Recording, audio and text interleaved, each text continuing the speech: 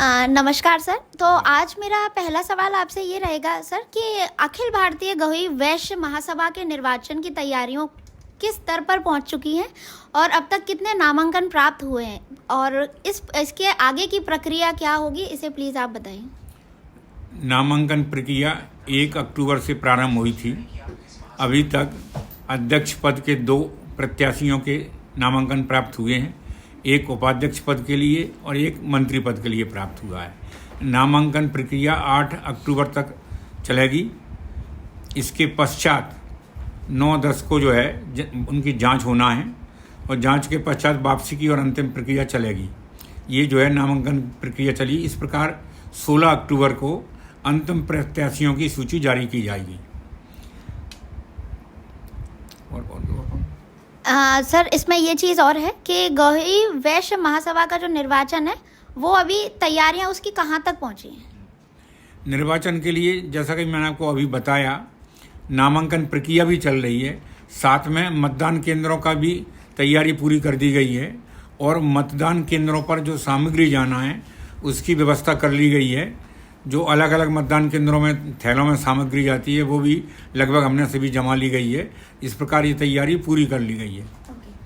तो सर, मेरा अगला सवाल ये रहेगा कि लगातार कई प्रत्याशी और मतदाता आपत्ति दर्ज करा रहे हैं, जैसे कि ऐसे मामलों का आयोग किस तरह से संभाल रही है, जैसे कि निष्पक्षता पर, पारदर्शिता पर, तो इसे आयोग का क्या कहना है? प्रत्याशियों की तो अभी तक कोई शिकायत प्राप्त नहीं हुई है, लेकिन मतदाताओं से हुई है तो कई तरह के सुझाव दे रहे हैं। कुछ अति विद्वान मतदाता हैं जो चुनाव से संबंधित भी शिकायतें नहीं हैं, उनके भी सुझाव दे रहे हैं जो चुनाव से संबंधित नहीं हैं। इसके अलावा जो मुख्यतः होता है निर्वाचन में, मतदाता का उसका अपना मतदान का अधिकार का उपयोग कर सके। तो जैसा मैंने आपको पहले भी बताया था और पुनः बताया जा रहा है कि जो मतदाता सूची हमारे द्वारा प्रकाशित की गई है उसमें यदि किसी पात्र मतदाता का जो अक्टूबर 2024 तक महासभा का सदस्य बना है, यदि वो अपने जो है मतदाता का प्रमाण अपने संबंधित मतदान केंद्र पर देता है और प्रमाण स्वरूप बताया गया था आईडी कार्ड जो महासभा द्वारा जारी किया गया है, अथवा गवई बंधु जिसमें महासभा में उनकी सदस्यता का निकालती है सूचना, वो दे, अथवा जो उसने रसीद कटाई है अक्टूबर 2024 तक की। इन तीनों प्रमाणों के में से किसी एक की छाया प्रति के साथ वो अपना आवेदन देगा। आवेदन उसके द्वारा हस्ताक्षरित होगा और जो मतदान केंद्र पर प्रत्याशियों के एजेंट बैठे होंगे वो भी उस पर साइन करेंगे। इसके पश्चात ही जो है पीठासीन अधिकारी उनको मतदान का अधिकार देगा।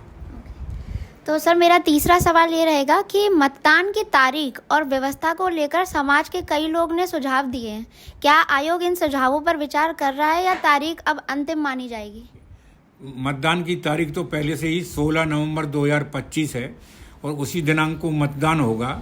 जहाँ तक सुझाव का प्रश्न है, सुझाव यदि मतदान की वर्तमान प्रक्रिया में नियमों से संबंधित है तो उन्हें मान्य किया जा रहा है। कुछ सुझाव ऐसे आ रहे हैं जो नियमों में भी नहीं है, तो जब नियम बनेंगे तब उनको जो है आगे कभी जोड़ेंगे और उनका पालन किया जाएगा। वर्तमान स्थिति में जो सुझाव प्राप्त हो रहे हैं वो इसलिए अभी तक मान्य नहीं किए जा रहे हैं। तो सर, अगला सवाल मेरा ये रहेगा कि आपने लास्ट इंटरव्यू में कहा था कि जिनका नाम वोटर लिस्ट में नहीं है वे अपनी रसीद और आईडी दिखाकर वोट कर सकते हैं। क्या इससे फर्जी वोटिंग की संभावना बढ़ सकती है और रसीद की असलियत को कैसे सत्यापित किया जाएगा, जबकि कोई भी पर्ची छपवा सकता है? मैंने बिल्कुल पहले आपसे कहा था, लेकिन साथ में ये भी बताया था कि मतदान करने वाले भी गौरी समाज के हैं, स्थानीय लोग, मतदान कराने की दल भी स्थानीय हैं और प्रत्याशियों के जो एजेंट रहेंगे वो भी स्थानीय हैं। सब एक दूसरे को जानते भी हैं।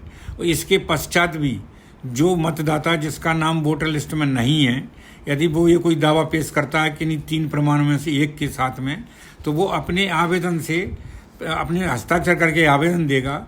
उस पर उनके जो एजेंट बैठे हैं वो भी देखेंगे और साथ में मतदान अधिकारी भी देखेगा, पीठासीन अधिकारी, तभी उन्हें अधिकार दिया जाएगा। तो मैं नहीं समझता कि इस प्रक्रिया में कोई गलत या फर्जीवाड़ा हो सकता है।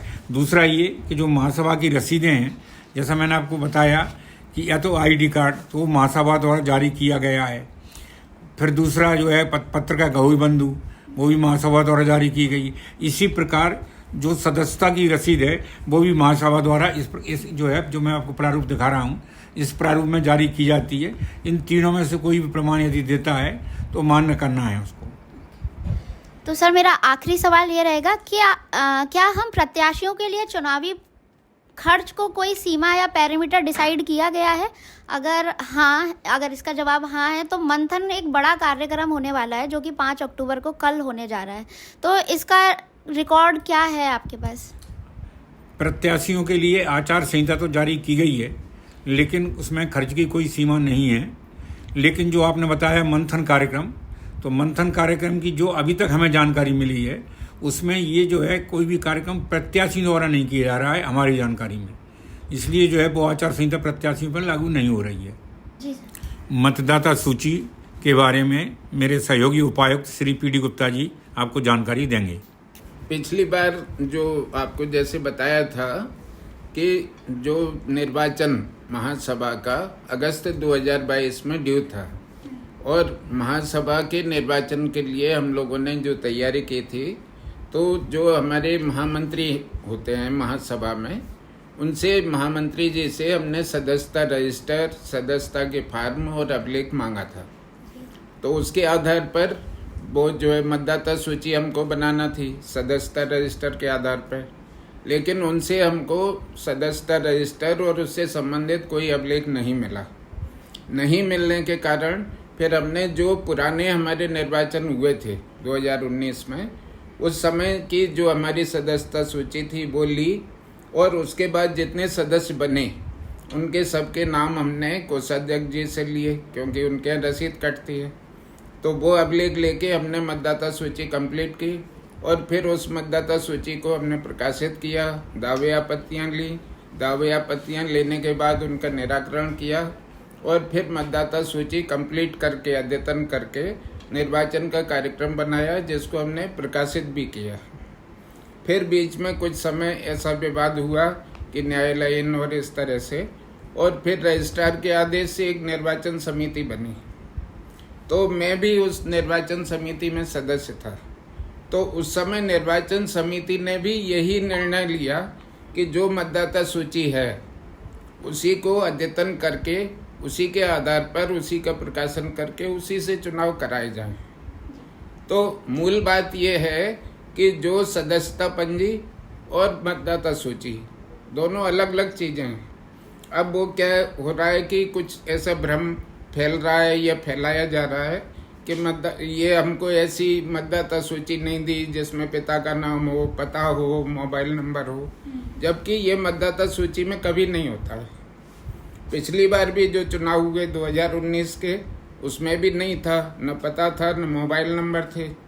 उसमें भी सरल क्रमांक, मतदाता का सदस्यता क्रमांक और नाम, यही हमेशा होता है।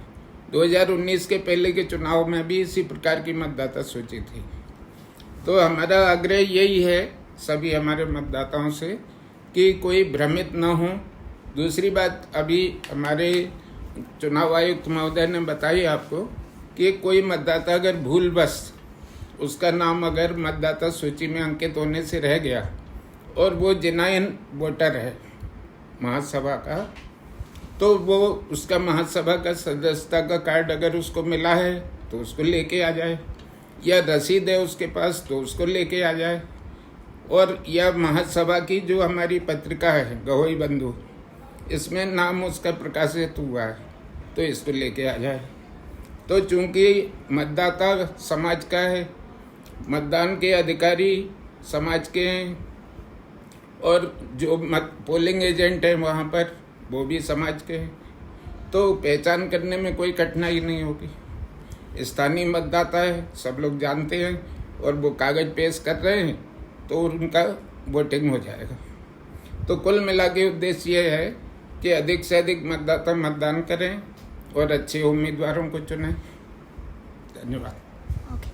तो सर अगला सवाल मेरा संजय जी से ये रहेगा कि व्हाट्सएप पर चुनाव को लेकर कई सवाल आ रहे हैं, तो हम ये जानना चाहेंगे कि उनका आप जवाब किस तरीके से दे रहे हैं। डेली व्हाट्सएप पे दिन भर जो भी सवाल आते हैं, मैं अपने आदरणीय चुनाव आयोग की ग्रुप में डालता हूँ, वहाँ से जो मुझे निर्देश प्राप्त होते हैं मैं उनका दूसरे दिन पुनः जवाब देता हूँ और हर चीज़ का जवाब मैं अपने चुनाव आयोग से पूछ के देता हूँ और सभी को संतुष्ट करने का हम लोग प्रयास कर रहे हैं। बस यही है, निष्पक्षता से चुनाव हो, यही हम लोगों की कामना है। अच्छा समाज चुने, अच्छी महासभा है।